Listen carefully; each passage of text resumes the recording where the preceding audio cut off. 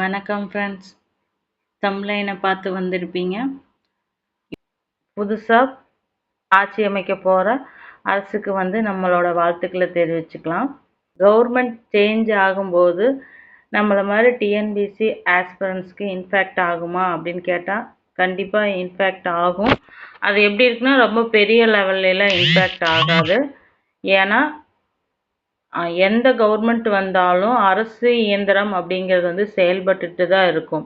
அதில் ஆட்சியாளர்கள் தான் மாறிட்டே இருப்பாங்க. பட் அரசு இயந்திரம் செயல்படுறது, அரசு அதிகாரிகள் செயல்படுறதுங்கிறது எந்த ஒரு சேஞ்சஸுமே இருக்காது. அது கண்டினியூவாக இருந்துகிட்டே தான் வரும். என்ன ஒன்று, இதுக்கு முன்னாடி வரும் இல்லைன்னா டிஎம்கே வரும். 2 கவர்மெண்ட்டுமே ஒரே பேட்டர்னை தான் ஃபாலோ பண்ணுவாங்க. என்ன ஏடிஎம்கே டிஎம்கேன்னு வேறு பேர் தான். பட் அவங்க எல்லாருமே ஒரே பேட்டர்னை தான் ஃபாலோ பண்ணிட்டு வந்தாங்க. கலைஞரை பற்றி கொஷின் கேட்டாங்கன்னா அவங்க எம்ஜிஆரை பற்றி கொஷின் கேட்பாங்க, ஜெயலலிதாவை பற்றி கொஷின் கேட்பாங்க. அப்படி மட்டும்தான் சேஞ்சஸ் இருக்குது. ஃபுல்லாக சேஞ்சஸ் அப்படின்னு இருக்காது. இப்போ புதுசாக அரசு வர்றதுனால அதனோட சேஞ்சஸும் எப்படி இருக்கும், கொஷின் பேட்டர்னில் சேஞ்சஸ் இருக்குமா அப்படின்னா கண்டிப்பாக இருக்கும். இப்போ நம்ம என்ன தெரிஞ்சுக்கணுன்னா, கவர்மெண்ட் சேஞ்ச் ஆகிறதுனால டிஎன்பிசி ஆஸ்பிரன்ஸ்க்கு ஏதாவது எஃபெக்ட் ஆகுமா அப்படின்னா ஆகும்னா என்னென்ன எஃபெக்ட் ஆகிறதுக்கு வாய்ப்பு இருக்குது அப்படிங்கிறத பார்க்கலாம். ஓகேங்களா? என்னென்னா சிலபஸ் சேஞ்ச் ஆகுமா அப்படின்னு கேட்டால் இப்போதைக்கு சேஞ்சஸ் இல்லை.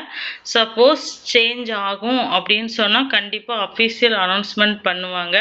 புதுசாக கவர்மெண்ட் ஏற்றதுக்கப்புறம் அவங்க ஏதாவது பிளான் பண்ணி நம்மளுக்கு ஆனுவல் பிளான் அப்படிங்கிறது ஆல்ரெடி ரிலீஸ் பண்ணிட்டாங்க.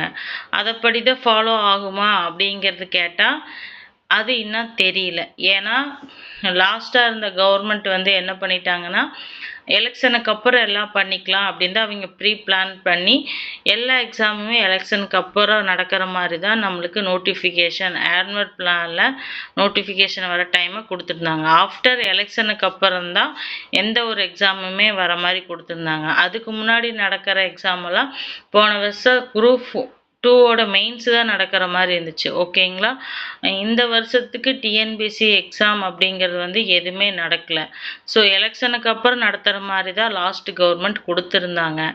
ஸோ கண்டிப்பாக ஏதாவது சேஞ்சஸ் இருக்குது ஆனுவல் பிளானரில், இல்லை புதுசாக ஏதாவது ஆனுவல் பிளானர் விடுற மாதிரியோ இல்லை சிலபஸ் சேஞ்ச் பண்ணுற மாதிரி இருந்தால் கண்டிப்பாக அஃபீஷியல் அனௌன்ஸ்மெண்ட் வரும். அஃபீஷியல் அனௌன்ஸ்மெண்ட் வரக்கோசரம் நம்ம படிக்காமல் இருக்கக்கூடாது. நம்மளோட கடமையை நம்ம கரெக்டாக செஞ்சுட்டு தான் இருக்கணும். டெய்லி படிக்க வேண்டிய டாப்பிக்கில் படிச்சுட்டே தான் இருங்க. ஏன்னா பெரிய அளவில் எடுத்தோன்னே டோட்டல் சேஞ்சஸ்லாம் யாருமே பண்ண மாட்டாங்க. ஸோ அதை பற்றி ஒரி பண்ணிக்கவே வேண்டாம். எப்போவும் நம்ம படிக்கிற படிப்புக்கான எஃபெக்டை நாம் போட்டுகிட்டே இருப்போம். ஓகேங்களா? ஆல்ரெடி ஆனுவல் பிளானரில் கொடுத்துருக்கிற அதே மெத்தடை ஃபாலோ பண்ணி அடுத்த எக்ஸாம் வருமா அப்படிங்கிறது அனௌன்ஸ்மெண்ட் பண்ணினா தான் நம்ம கன்ஃபார்ம் பண்ண முடியும். ஓகேங்களா? ஆனுவல் இப்போவே இந்த மந்த்லேயே நம்மளுக்கு தெரிஞ்சு போயிடும். ஏன்னா ஆனுவல் பிளானர் படி பார்த்தோம்னா மே 20th டெக்னிக்கல் எக்ஸாமுக்கு நான் இன்டர்வியூ போஸ்ட்டுக்கான நோட்டிஃபிகேஷன் கொடுக்கணும். ஸோ இந்த மந்த்லேயே நம்மளுக்கு தெரிஞ்சு போயிடும். மேபி புதுசாக எந்த கவர்மெண்ட் அமையுதோ அதுக்கப்புறம் கண்டிப்பாக அஃபிஷியல் நோட்டிஃபிகேஷன் வரும். அதில் சொல்லுவாங்க அப்படின்னு பார்க்கலாம். இந்த மந்த்தே நம்மளுக்கு நோட்டிஃபிகேஷன் வர வேண்டியது இருக்குது. ஸோ நம்மளுக்கு வித்தின் 2 வீக்ஸில் அதுக்கான ரிசல்ட் என்ன அப்படிங்க நம்ம தெரிஞ்சுக்கலாம். ஓகேங்களா? அதுக்காக இந்த 2 வீக்ஸ்லாம் வேஸ்ட் பண்ண வேண்டாம். கவர்மெண்ட் சைட்லேருந்து என்ன நோட்டிஃபிகேஷன் வருது அப்படின்னு பார்க்கலாம். ஓகேங்களா? கண்டிப்பாக சேஞ்சஸ் அப்படிங்கிறது இருக்கும். ஏன்னா இது நம்ம ஆல்ரெடி பார்த்த 2 கவர்மெண்ட்டை தவிர்த்து புதுசாக வரும்போது அவங்கன்னு ஏதாவது புதுசாக மெத்தடாலஜிக்கல் ஃபாலோ பண்ணுற மாதிரி இருக்கலாம். எதாக இருந்தாலும் ஃபாலோ பண்ணுவாங்க.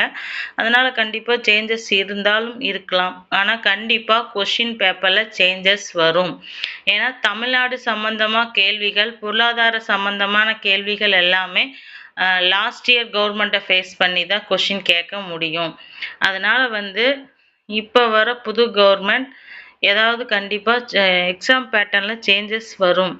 இப்போது நம்மளது பார்த்தீங்க அப்படின்னா பெரியாரை பற்றி கொஷின்ஸ் தமிழ்நாடு வரலாறு பண்பாடில் வந்துட்டுருக்கும். பட் அந்த கொஷின்ஸ் கண்டிப்பாக இந்த கவர்மெண்ட்லேயும் ஃபாலோ ஆகிட்டு தான் இருக்கும்.